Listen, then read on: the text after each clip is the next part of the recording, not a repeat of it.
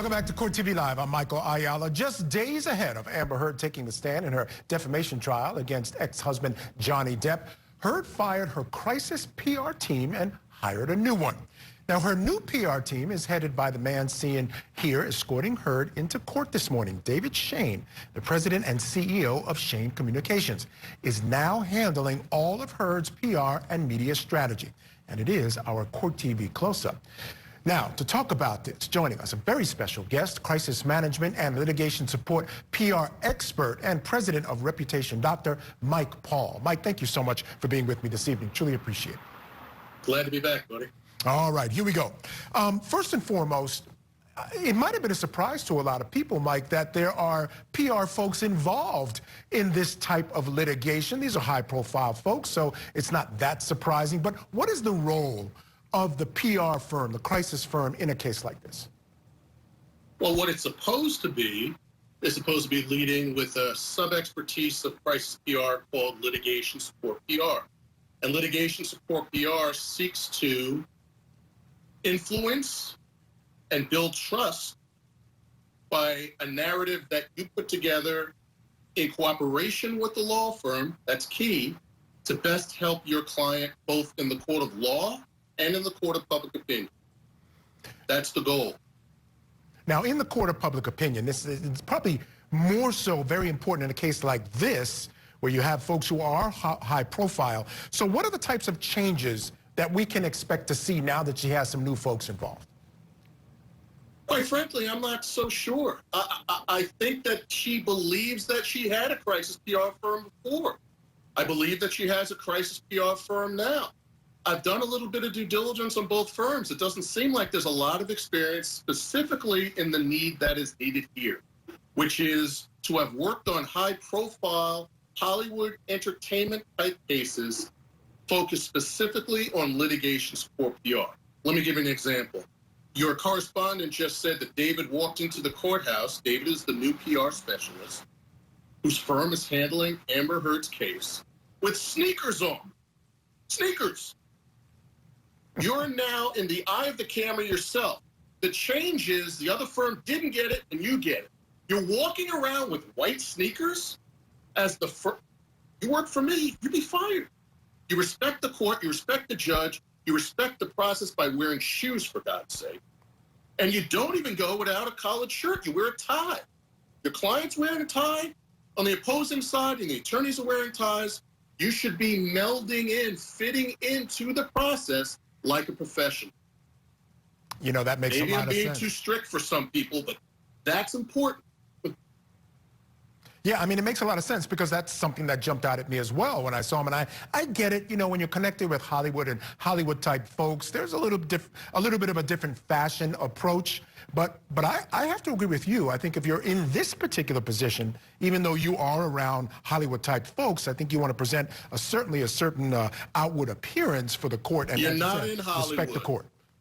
You're not in Hollywood. You're in Virginia. You're in a courthouse. You and I have seen many a judge dressed down professionals, including attorneys, when they don't abide by the rule. He doesn't want that to happen to him. He doesn't want to be the center of attention. He wants to be helping his client best in the court of public opinion and the court of law by having a narrative that builds the ultimate currency, which is trust. That's why he's there. Now, Mike, at the end of the day, what types of things might you be doing? So you look at a case like this and you say, okay, we need to get some positive press, obviously. So would you be looking to get her stories placed in different places? What types of stories might you be trying to get out there? How would you approach this from a practical standpoint? Well, one of the things that I've seen that has not been done well, and I think Johnny's side is certainly so, but her side isn't, is you have to recap the day. When reporters don't have the time to sit for hours upon hours of testimony like you and I, when we're covering these cases or we're commentating on these cases, summarize for me what you believe your client did that was most helpful to her.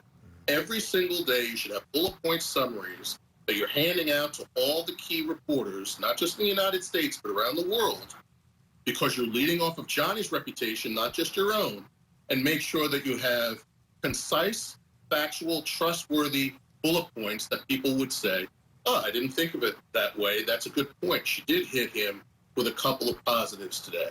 Might not have been all positive, but he might be summarizing your points in a very concise and layman-like way, not filled with legalese, so that the average reporter can report it that day. Remember, we don't wait until the end of the day anymore.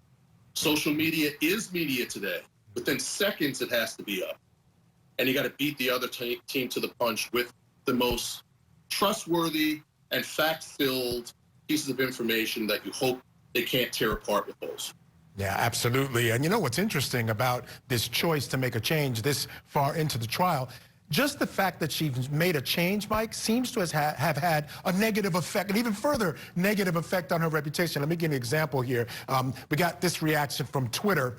It says, she's so overly concerned about her image, like Curry said. She has, and that's the Dr. Curry, who was the expert for the Depp camp. She has no control over how bad the narrative truth makes her look. But instead of taking accountability, she blames others for her bad image and hires a new magician to try and fix it.